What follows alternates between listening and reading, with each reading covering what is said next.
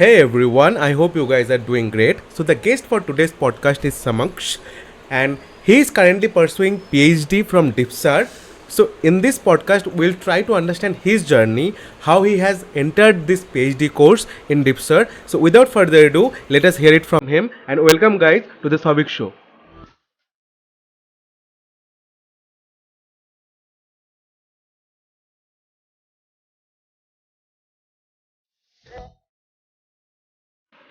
Hey, hi Samaksh. Good afternoon. Hi Souvik, how are you? I'm good. आप कैसे हो? मैं बहुत बढ़िया। आप बताइए अपने बस बारे में बस थोड़ा। यार बस सब कुछ ठीक है बढ़िया चल रहा है so Samaksh before we start the podcast by the way are you in your lab only because today is Sunday और आपके पीछे आई थिंक ये लैब वाला एटमोसफेयर दिख रहा है मुझे सो अभी लैब में हो राइट आप राइट। हाँ जी, मैं लैब में ही आया हूँ कि पीएचडी वालों का ऐसा होता है कि काम अच्छा के लिए वन कभी थिंग कभी। sorry to interrupt so guys hi everyone this is Samaksh and he is currently pursuing his PhD in Dipsar so we are just trying to focus on his lifestyle कि उन्होंने कैसे the journey entire journey so stay tuned yeah Samaksh over to you yes, I am saying कि मतलब PhD वालों का या फिर research scholars का ऐसे होता है कि अगर उन्होंने कुछ काम लग शुरू कर दिया अच्छा तो उनको संडे हो, मंडे हो, दिन हो, रात हो, उनको इतना नहीं देखना पड़ता।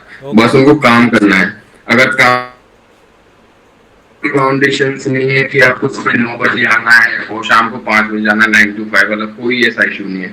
आपका मन है जब आइए, आपका मन है जब जाइए, बट आपको सिर्फ रिजल्ट्स निकालने पड़ते हैं अपने वर्क से। ओके तो this is the major thing in PhD कि अच्छा आपको आउटकम्स चाहिए जो आप वर्क कर रहे हैं। ओके ओके ओके तो मतलब सिंपली हम इसको ऐसे भी पुट कर सकते हैं it is a M pharm but a more intensive M pharm more intensive inform and हम यहाँ पे आगे स्पेसिफिक हो जाते हैं। अच्छा ओके ओके ठीक है हम इस पे आएंगे बट थोड़ा सा आई थिंक बैकग्राउंड इम्पॉर्टेंट है तो Samaksh like if I ask you who is समक्ष एंड आपका ये पूरा journey in this pharma health care field कैसे शुरू हुआ सो ओवर टू यू समक्ष ओके, सो हेलो एवरीवन, मेरा नाम समक्ष है। मैं बेसिकली आगरा उत्तर प्रदेश से हूँ and currently working as a junior research fellow and a research scholar okay in DIPSAR Delhi. तो आपको एक छोटी सी अपनी जर्नी के बारे में बता देता हूँ कि कहाँ से शुरू हुआ और यहाँ तक मैं कैसे पहुंचा हूँ। या So I did my 12th from Agra, Uttar Pradesh, and then I moved to Kota, Rajasthan. जैसे कि सारे लोग जाते हैं नीट के लिए, जो साइंस बैकग्राउंड से हैं, कुछ आईआईटी के लिए जाते हैं, उनकी तरह एक मैं भी था। मतलब तैयारी करने के लिए गया Kota. I spend almost 1 year in the Kota, Rajasthan. वहां से जो मुझे सीखने को मिला, आई थिंक मैं फ्रॉम फर्स्ट टू 12th तक नहीं सीखा, वो मैं वहां पे 1 साल में सीख गया कह सकता हूँ, अच्छा in the 1 year। The Kota factory okay, Kota factory. But वहां से कुछ चीजें भी साथ लेके आया, मतलब कि हाँ, इन बिटवीन काफी चीजें आपको फेस करनी पड़ती हैं जो कोटा में रहे होंगे, they know very well. After like finishing the my 1 year in Kota, I unfortunately select नहीं हुआ। उसका आज मुझे कोई दुख नहीं है। एट दैट टाइम मतलब इतना वो था कि काफी डिप्रेशन में था कि क्या करेंगे, क्या करना है, क्या नहीं करना है। मतलब एक तरीके से ब्लैंक माइंड थे उस समय पे। अच्छा then I move to LPU for pursue my B pharmacy. Okay उसमें भी 6 महीने तक मैं मतलब, कहते हैं ना जो वाटर, दोनों हाथों में वाटरमेलन लेके चलना, तो मैं उस तरीके से चल रहा था कि पता नहीं था। मैंने कहा यार, अपने दिमाग में तो एक माइंडसेट आ चुका था कि बस अपने को तो यार डॉक्टर बनना है, क्योंकि अपनी एक्सपेक्टेशंस बहुत ऊपर जा चुकी थी। और फिर एक साथ आप नीचे गिर रहे हो तो मतलब वो आपके लिए बहुत मुश्किल होता है। तो ओके क्या कहते हैं, बस फिर 6 महीने तक मैंने तैयारी करी।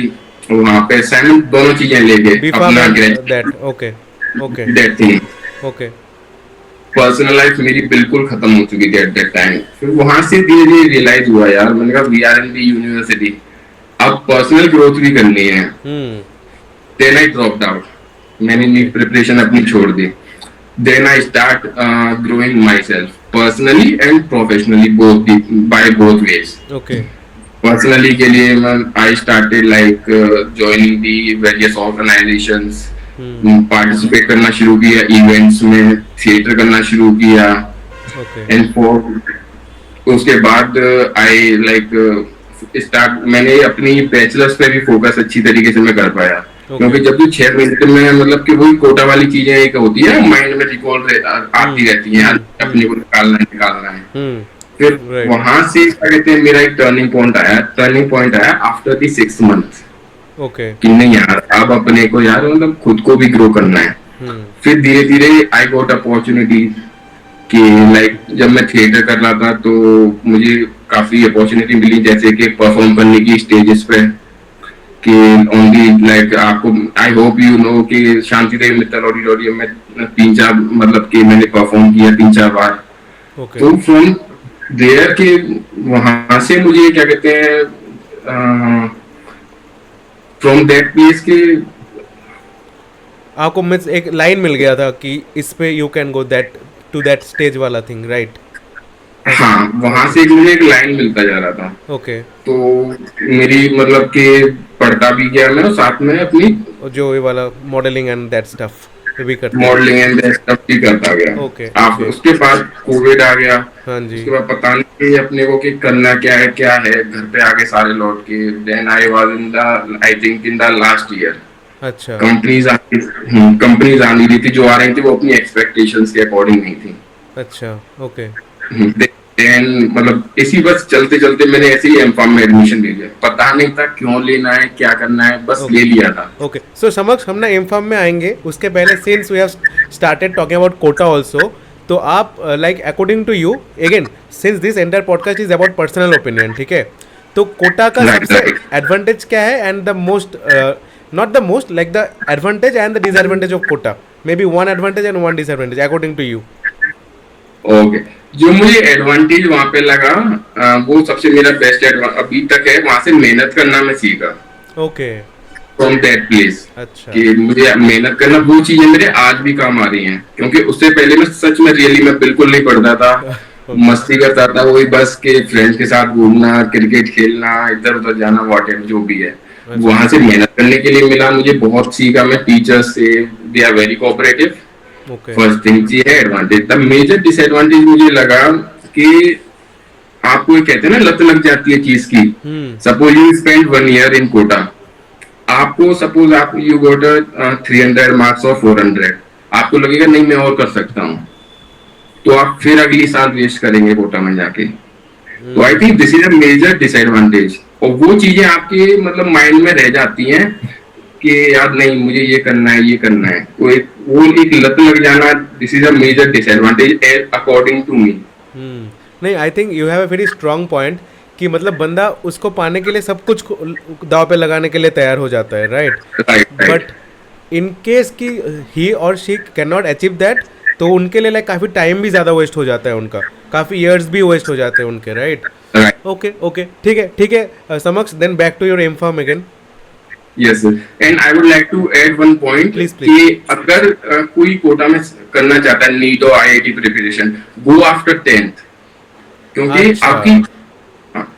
आपकी 1 साल वेस्ट होने से बच सकती है। अगर आपको लगता है कि आपके अंदर कैलिबर है कि आप सपोज के लाइक नीट और आईआईटी क्रैक कर सकते हो, तो आप यू गो आफ्टर 10th, क्योंकि आपको 2 साल मिलेंगे, आपको पता चल जाएगा कि मेरा होगा कि नहीं होगा।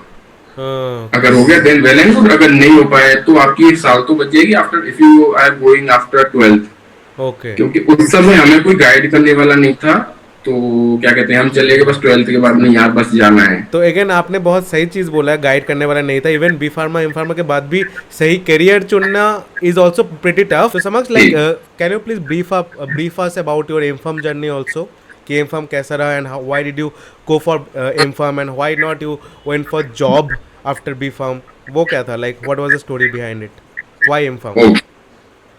Before coming to M-Farm, I want to go in the B-Farm sorry. Okay. Like when I was in the B-Farm कि मेरी फिनिश होने वाली थी at that time.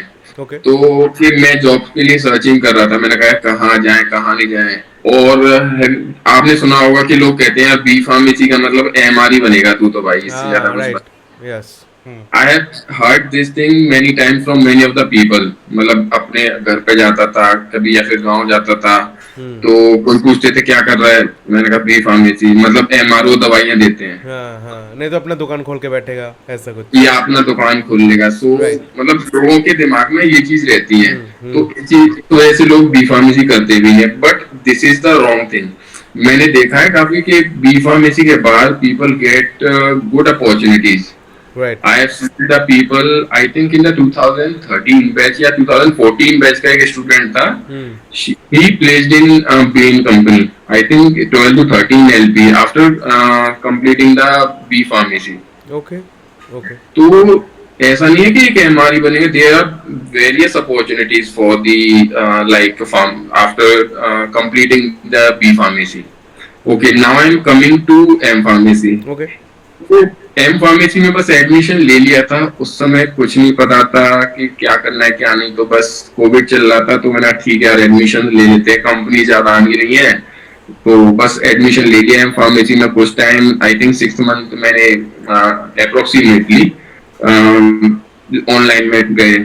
तो फ्रॉम देयर यार बहुत टाइम तक हम लोग फ्री थे, कुछ होता ही नहीं था, ऑनलाइन क्लासेस लगा देते थे फोन में या लैपटॉप में, इधर उधर चले गए दोस्तों के साथ या फिर बस ऐसे ही। तो फ्रॉम देयर आई गेट कि यार की नॉलेज मतलब कितनी जरूरी है, मतलब बैठे बैठे भी इंसान बोर हो जाता है ना। तो वहां से मुझे एक किक मिला कि नहीं यार अब और अच्छा करना है, अब एक्सेल करना है इस फील्ड में, चलो आ तो गई है तो क्यों ना ढंग से आ जाओ यार। ओके। देन ऑन ऑफलाइन शुरू हुआ। Okay. I went to LPU. तो एक बहुत अलग ही फीलिंग थी यार कि अब तो यार बहुत कुछ करना है, क्योंकि बी फार्मेसी में ट्राई किया था करने का कुछ टाइम, तो उसके बाद कोविड आ गया तो अपनी ग्रोथ स्टैग्नेंट हो गई थी। अब हमने कहा यार अब ज्यादा टाइम बचा नहीं है, इसके बाद हमने जॉब ही करनी है, तो यार खुद को पर्सनली प्रोफेशनली दोनों तरीके से ग्रो करना है। Then I started again working on organisations. फिर कुछ टाइम बाद आई थिंक डिपार्टमेंट रिप्रेजेंटेटिव बना दिया एलपीयू में। अच्छा। अपने फार्मेसी डिपार्टमेंट का। ओके। फ्रॉम देयर कि एक अलग सी फीलिंग आई, एक अलग सा कॉन्फिडेंस आया अंदर से, नहीं यार कुछ तो कर सकता हूँ, मतलब ऐसा नहीं है। देन कुछ टाइम बाद स्टूडेंट काउंसिल मेंबर बना दिया, एंड फिर उसके बाद नेक इंस्पेक्शन हुआ एलपीयू में। तो I coordinated many of the people of L like अपने फार्मेसी के। वो हम कुछ बच्चे सेलेक्ट हुए from the whole LPU, then उनको स्पेशल ट्रेनिंग्स वगैरह दी गई। तो एक वहां से एक मतलब मेरी एक जर्नी शुरू हुई, कॉन्फिडेंस बिल्डअप शुरू हुआ बनना। तो these all things helped me in the interviews. जब मैंने इंटरव्यूज अपने दिए ना, कि जब मैंने बच्चों को मतलब जो मेरे जूनियर्स थे उनको गाइड किया, एक दो सीनियर्स भी थे, तो थोड़ा सा हेजिटेशन भी हो रहा था कि यार कैसे बोलूं इनके सामने, सही लगेगा कि नहीं। फ्रॉम देयर मतलब कि वहां से सीखने को मुझे बहुत कुछ मिला। ओके। मेरे इन दी एंड जो मेरे इंटरव्यूज वगैरह हुए थे कंपनीज में, तो ये चीजें मेरे बहुत काम आई, जो मेरा कॉन्फिडेंस बिल्डअप हुआ था इन सारी चीज में। एलपीयू ने इस केस में बहुत ज्यादा हेल्प कर दी, right? It help me a lot seriously. मैं क्योंकि practical knowledge and theoretical knowledge both are the different things. अगर आपको हैव यू सीन, आपने बहुत बात देखा होगा कि लोगों के पास थ्योरेटिकल नॉलेज होती है बट प्रैक्टिकल नॉलेज नहीं होती है। उस वजह से वो बहुत लैग कर जाते हैं, मतलब जो टॉपर्स वगैरह होते हैं, जो मैंने ऑब्जर्व किया अपनी तरफ से। ओके, सो उसके बाद कुछ टाइम बाद एक कॉन्फ्रेंस हुई एलपीयू में, ICT international conference. Okay. In international conference फिर मैंने एक वहां पर एंकरिंग करी। अच्छा। फिर वहां पर धीरे धीरे स्टेप बाय स्टेप में मतलब बढ़ता गया। Okay. What I am telling all these things to the people who will watch this podcast, the reason behind कि यार आप बस स्टार्ट करो, have the courage to take the step, हो जाएगा वो, इतना आप सोचना नहीं है कि बस चलते चलना है। इनिशियली मैं किसी चीज में अच्छा नहीं था, ना पढ़ने में अच्छा था, ना एक्स्ट्रा करिकुलर एक्टिविटीज में अच्छा था, बस फ्रेंड के साथ मजे करना, घूमना फिरना। बट फिर लगा यार नहीं कुछ तो करना है यार अपने को। हम्म। तो स्लोली स्लोली मतलब मैंने इन चीजों में थोड़ा सा ग्रो करना शुरू किया। ओके।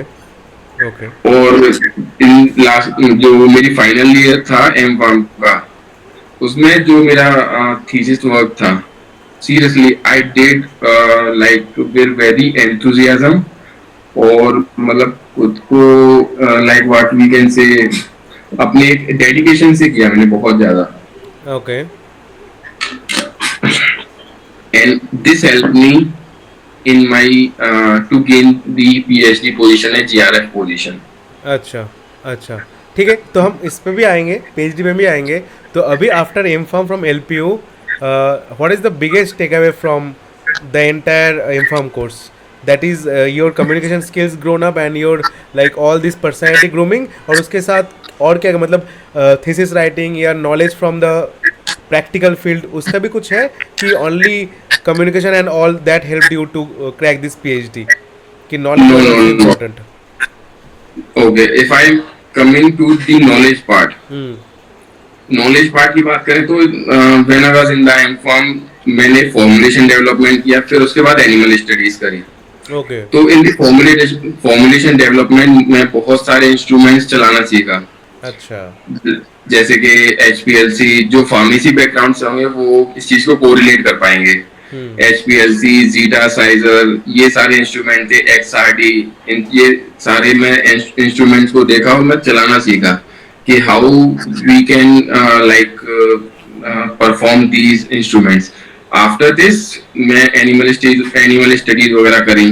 ओके। तो वहां पर हैंडलिंग ऑफ द एनिमल्स, उनको डोज देना, उनको फीड देना, ये सारा कुछ मैं वहां से समझा। मतलब कि collection of the blood, there are various thing. तो मैं मानता हूँ यार, एक LP is a best platform for any person to grow professionally and personally. अगर खुद की भी ग्रूमिंग करनी है, आपके पास कोई टैलेंट है, बस कोई आपके मतलब जील टू लर्न होना चाहिए कुछ, तो बस आप मतलब बन जाओगे वहां पे। हर चीज के लिए एक प्लेटफॉर्म है आपके पास। Hmm. Even if you want to go in the sports, if you want to go in any cultural activities, कुछ भी आप मतलब बोलो, वो चीज वहां पे आपके लिए अवेलेबल करा देंगे विद दी ट्यूटर। राइट। अभी तो एंड रिसेंटली, हाँ जी, प्लीज कंटिन्यू। एंड प्लेसमेंट्स की बात करूं, जैसे कि in the last 6 month of M pharm companies आने लग गई थी, वर्कलोड काफी था कि जल्दी से हमें अपना जो प्रैक्टिकल वर्क है, थीसिस कंप्लीट करनी है, उसका भी प्रेशर काफी था। तो देन इंटरव्यूज के लिए प्रिपरेशन करना, कंपनीज आ रही थी, बार बार रिजेक्ट हो रहे थे हम। समझ में नहीं आ रहा था यार करें क्या, क्योंकि इन दी एंड हर किसी को जॉब चाहिए होती है। हम्म। कि हमारा भी वही था कि नहीं यार, कि कहीं भी मिल जाए। उस समय तो वो आ रहा था कि नहीं यार, अब तो जॉब चाहिए, कहीं भी मिल जाए, हमें फाइनेंशियली इंडिपेंडेंट होना है। हम्म। एलपी से निकले उससे पहले हमें जॉब फाइनेंशियल चाहिए कि इंडिपेंडेंस। घर वालों से ना मांगना पड़े। Right, right, right. तो वो स्टेज उस टाइम पे आ चुकी थी हमारी। हम्म। अब इंटरव्यू दे रहे थे। आई थिंक सबसे पहला मेरा था डेटा ब्रिज में, जो मैंने इंटरव्यू अपना दिया। हम्म। मेरे सारे राउंड क्लियर हो गए। I think we are the 5 student who got selected for the final round. Okay. उसमें 3 ब्रांच थी, अपना फार्मेसी, माइक्रोबायोलॉजी एंड बायोटेक्नोलॉजी। तो आई वाज वेरी हैप्पी कि यार चलो, क्या कहते हैं, कुछ तो मिलने वाला है, हम्म। हम्म। मतलब सोर्स ऑफ इनकम तो अपना बन जाएगा, बन कि एक जाएगा। सिक्योरिटी मिल जाती है। अब हम्म। इन दी फाइनल राउंड में क्या हुआ कि I was giving interview with my phone. At that time मेरे लैपटॉप में इश्यूज थे, because of that. Okay. In the interview time जब एचआर इंटरव्यू ले रही है, तो आई थिंक 10 to 12 कॉल आए। वो मेरे कभी नहीं आते इतने, मतलब सेम टाइम पे। ओके। अच्छा, बिकॉज मतलब आप ऑन जब इंटरव्यूज दे रहे थे उसके टाइम पे किसी और का 10 से 12 बार कॉल आ गया? 10 से 12 बार कॉल आ ओ चुका था। My, so it is such a distraction, right? बहुत बड़ा। बिकॉज ऑफ दैट मैं सेलेक्ट नहीं हो पाया। In the end of the conversation, HR said कि I think Samaksh, you are not serious about this interview. मैं उसके बाद में मैसेज भी ट्राई किया कन्वे करने का, देन उसने मना कर दिया, आई एम सॉरी समक्ष। ओके. फिर वहां से मैंने कहा यार दिस इज पूरा लाइफ. एक सिनेरियो चेंज हो चुका था मेरा. फिर अगली कंपनी आई, नेटवर्क इश्यू की वजह से उसमें नहीं हो पाया. देन मैंने कहा यार हो क्या रहा है ये, मतलब यार मेरा ये था कि जल्दी से जल्दी मैंने कोई ना कोई कंपनी क्रैक करके अपना बस यार अब जॉब करनी है. आई थिंक मतलब कि 10 से 15 कंपनी में मैंने इंटरव्यू दिया था. ओके. मैं कोई ना कोई रीजन से, कभी टेक्निकल इश्यूज की वजह से, कभी लैक ऑफ नॉलेज की वजह से, may be I was not right fit for that job, उस वजह से, या फिर देन उसके बाद क्या हुआ कि एक कंपनी आई activity, then I was selected in that company. But उसके कोई रिस्पॉन्स नहीं आए. I think we 2 or 3 only students was selected, but उसके कोई रिस्पॉन्स नहीं आ रहे थे. क्या क्या कहते हैं कि कब ये क्या कहते हैं शुरू करेंगे joining. Even after 1 month they are not picking up the calls. तो मतलब this are the many reasons कि क्या क्या हो सकता है, right. So I think the audience who are there in their final year of M pharm और B pharm should be aware of this scenarios कि ऐसा मुमकिन है कि टेक्निकल इश्यूज हो सकते हैं, लाइक आपका कोई डिस्ट्रैक्शन इश्यूज भी हो सकता है. मे बी कभी कभी आप जो जानते हो that they don't do not ask but they ask something else, जो आपने लैक ऑफ नॉलेज वाली बात कही, राइट. एंड इवन कभी कभी ऐसा भी होता है कंपनी आपको फॉलो अप से नहीं लेते, राइट. Right right right. बहुत कुछ हो सकता है, anything can happen, right. Okay, ठीक है, ठीक है. Life is like unpredictable. उसके बाद एक्विटी के बाद seriously I was selected in the 3 companies, Equity, Amaranth and the Tech Mahindra. Okay. और एक तो में प्रोसेसिंग और चल रहा था. बट इन दैट पीरियड मैंने मतलब हिम्मत नहीं हारी. मैंने कहा जो होगा यार देखेंगे. लिंक्डइन पे मैं सर्च करता रहा job on the daily basis. Approximately 5 to 10 companies को मैं अपने रिज्यूमे भेजता था. बट वहां से कुछ ना कुछ मतलब कभी रिप्लाई नहीं आ रहे हैं, कभी आ रहे हैं वी आर अनफॉर्चुनेटली टू से यू, मतलब कि इस तरीके से कुछ ना कुछ वहां से आता रहता था. तो मैंने कहा नहीं यार करना तो है ही. तो टेक महिंद्रा में हो गया था इन दी आई थिंक जब मतलब कि कंप्लीट होने वाली थी मेरी एम फार्म, तो वहां हो गया. After that I got opportunity, like मैंने एक जगह पता नहीं कहीं देखा था एडवर्टाइजमेंट इसका. आई थिंक वेबसाइट पे देखा था या फिर लिंक्डइन पे देखा था, डिप्सर वाला जीआरएफ पोजीशन के लिए. ओके. डिप्सर वाला जूनियर रिसर्च फेलो के लिए. And they are paying good amount of money. तो मैंने कहा ठीक है यार देख लेते हैं. तो जस्ट मैंने कहा ठीक है जो होगा देखेंगे, गो विद द फ्लो. मेरा तो ये था. ओके. तो मैंने बस वो फिल कर दिया. लिंक्डइन पे देखा था आपने? I think LinkedIn or in the Dipsar official website. Okay, तो maybe we can take this point from this that हमें एक्टिव रहना पड़ेगा. either you should be very active on LinkedIn also, नहीं तो जितने भी वेबसाइट्स वगैरह है, कंपनी वेबसाइट्स या कॉलेज वेबसाइट, उसमें आपको रोज एक बार आपको थोड़ा सा उस पर घूम के आना चाहिए, right, to get the daily updates. Right. Okay. क्योंकि कहते हैं ना जब तक आपको गोल ना मिल जाए जब तक हार मत मानो, बस लगे रहो. राइट. ठीक है. एंड आफ्टर दैट मैंने फॉर्म फिल कर दिया उसका डिप्सार में जूनियर रिसर्च फेलो के लिए. ओके. उसके बाद जो सीवी शॉर्टलिस्टिंग होता है, उसके बाद सीवी शॉर्टलिस्टिंग हुआ. आफ्टर दैट इंटरव्यू राउंड हुआ. इंटरव्यू राउंड्स में I think we 25 or 26 student was selected from LP only या अलग जगह से? नहीं from all over the India. Okay. पहले तो सीवी शॉर्टलिस्टेड थे I think more than 1200 or 100. Okay. Then उसके बाद फिर सीवी शॉर्टलिस्टिंग के बाद इंटरव्यू था. 25 स्टूडेंट थे, उनमें से एक वैकेंसी थी इस प्रोजेक्ट के लिए. ओके. तो मेरे पापा तो कह रहे हैं यार कि टेक महिंद्रा वाला ही कर ले, क्या कहते हैं एक बच्चा है तू, कोई वो थोड़ी ना है कि तेरा ही हो जाएगा. मैंने पापा लेट्स सी क्या होता है, कि हिम्मत थोड़ा नहीं है, देखेंगे अगर जो भी होगा. मैंने इंटरव्यू दिया and finally I was selected in that. Like sir में जाके इंटरव्यू देना पड़ा कि they came to help you कि कैसा सा? No it was online. अच्छा. ओके. ठीक है. बट इसमें मेरे प्रोजेक्ट ने काफी हेल्प किया. कहते हैं ना कि मतलब कि आप कुछ कर रहे हो तो वो कहीं ना कहीं आ जाता है आपका काम इन द फ्यूचर. तो बस जो मैंने जो फॉर्मुलेशन वगैरह करी, कुछ एज पॉइंट मुझे वो मिल गया था. अच्छा. इस मतलब इस पोजीशन को पाने के लिए. आफ्टर दैट कि बस that all is story. Okay okay ठीक है. तो लाइक समक्ष अगर if I am someone like let's say जो ऑडियंस है हमारा उसमें से उनमें से they do want to go for pursuing PhD maybe in DIPSAR और एनी प्लेस, तो उनके लिए आपका एडवाइस क्या रहेगा? Like what are the technical skills they should focus on? क्या क्या आना चाहिए डिप्सर क्रैक करने के लिए या पीएचडी क्रैक करने के लिए? Okay. The first thing is you should have a good research paper. अच्छा. ये मेजरली आपके लिए एप्लीकेबल होता है जब आप अब्रॉड अप्लाई कर रहे हैं पीएचडी के लिए. अगर आपके पास एक या दो रिसर्च पेपर हैं, अगर 3 या 4 इम्पैक्ट फैक्टर में भी, तो आपके एक बहुत अच्छे चांसेस बन जाते हैं कि आपको पीएचडी मिल जाए from the abroad, from any country. और they provide the good stipend. Okay. I think India में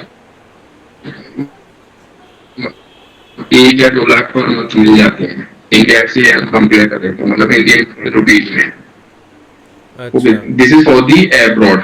अगर आप इंडिया में पीएचडी कर, okay, if you want to do a PhD in India, तो फॉर दैट कि या तो आपका जीपेट क्वालिफाई हो. अगर आप like want to go in the government colleges, अगर जीपेट क्वालिफाइड नहीं है, then there is a exam NET JRF. Okay, if NET JRF भी नहीं है, then the third one is the कि कॉलेजेस और यूनिवर्सिटीज में जूनियर रिसर्च फेलो की पोजीशंस निकलती हैं. Okay. You enrol for that position. उसके बाद जो सम राउंड्स होंगे like CV shortlisting and interview, वो डिपेंड करता है कॉलेज टू कॉलेज के वो कितने राउंड लेंगे आपके. अच्छा. Okay. After this you get a good amount of stipend, जिससे कि आप फाइनेंशियली स्टेबल हो जाते हैं. And after getting a junior research fellow position, आपको पीएचडी मिल जाती है इन द सेम इंस्टीट्यूशन. अच्छा. तो फॉर अगर if you talk precisely about DIPSAR के इंटरव्यू प्रोसेस कैसा था? Like how was the interview in DIPSAR? Interview was good और लिटिल बिट टफ, थोड़ा सा टफ था. ओके. तो पहले तो सीवी शॉर्टलिस्टिंग था, वही मैंने जो आपको बताया in the initial. After that I think 25 to 30 minutes का कंप्लीट इंटरव्यू चला था मेरा. आई थिंक 2 या 3 लोग थे पैनल में. Okay. So they asked the randomly questions from my projects, from the like previously what I have read in the B pharmacy and M pharmacy. Okay. तो B farm M farm कोई पूरा उन्होंने पूछा, right? As such like कुछ बाहर का they didn't ask only? नहीं. And which are the main subjects that they focused upon? It depends कि in which field you like project किसमें निकला है. Suppose project is from pharmaceutics.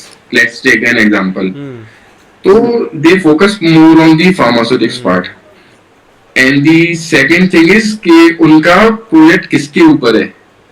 Like what they are preparing, कौन सी formulation बना रहे हैं.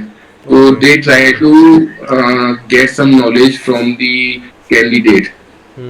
कि आपको ये आता है कि नहीं. सो कि लाइक सपोज कि नैनो इमल्शंस बना रहे हैं, स्नेक्स बना रहे हैं, कार्बन नैनो ट्यूब्स बना रहे हैं, व्हाटएवर जो भी बना रहे हैं, तो जो वो आपसे कोशिश करेंगे कि आपको उसके बारे में आइडिया है कि नहीं. ठीक है ठीक है ठीक है. या समझ, आई थिंक हमने आपका पूरा जर्नी कवर कर लिया. So I wish you all the best कि आप पीएचडी जल्दी से कंप्लीट करो. एंड दैट लाइक सबके मन में एक डिज़ायर होता है कि अपने नाम के आगे एक डॉक्टर लगे, राइट? तो I think pretty soon you will be also having a doctor as a prefix to your name. So I wish you all the best and many congratulations on cracking DIPSR. I hope this PhD journey will be very much, happy for you, because I do believe that PhD journey is a bit lengthy one and उसमें काफ़ी motivation चाहिए होता है ना? If I am not wrong. So I wish you all the best on that. So I think for today I have asked you a lot of question and I think इस पूरे video से आपने जो जैसे भी answers किए हैं उनसे उन आंसर को like maybe the audience will enjoy a lot. And at the same time the audience will try to understand also कि कैसे करना होता है, how to crack for DIPSR exam, how to go for PhD, right? तो yeah, Samaksh, thanks a lot for your time आपको कुछ पूछना है, like do you want to ask us something? It's just nothing, Souvik. Just I want to say thank you for inviting me for this podcast, and Absolutely. like I want to a little bit know about your profession so that I am also get an idea कि आप किस तरीके का काम करते हैं, and viewers also can get an idea कि differentiate कि okay PhD में इस टाइप का वर्क होता है. I explained एंड थोड़ा सा अगर आप एक्सप्लेन कर दो कि आप किस तरीके का काम करते हैं तो that people get no more Yeah, sure, sure. So and get a basically, clarity also. yeah, absolutely. So basically, I work as a consultant, and right now I am working as an epidemiology consultant. तो हमारा काम basically क्या होता है, in a very naked language, lemon language basically, कि there is, let's say there is a disease X, ठीक है. तो after 10 years this disease, how many like patients they will be affecting, ठीक है, पूरा उसका एपिडेमियोलॉजी निकालना.